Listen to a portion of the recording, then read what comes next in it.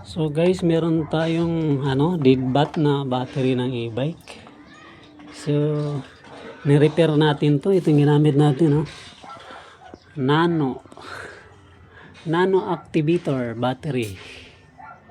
So galing to sa TikTok. In-order natin sa TikTok. Kasi inayos natin yung battery na wala ng kuryente. Tinisting natin kung gagana pa ito. Kaya malalaman natin to. So ganito pa lang ginagawa ko guys. So, yung positive, itong linya ng positive na to, kukunik sa negative sa kabilang battery. So paulit-ulit lang yung guys. 4 na battery yun. 4 na battery. So ganun lang.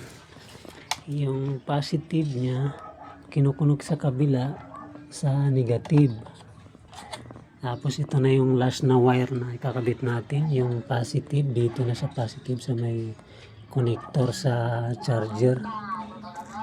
Ito na yung last natin kakabit guys. Ito na guys, kakabit na natin to guys .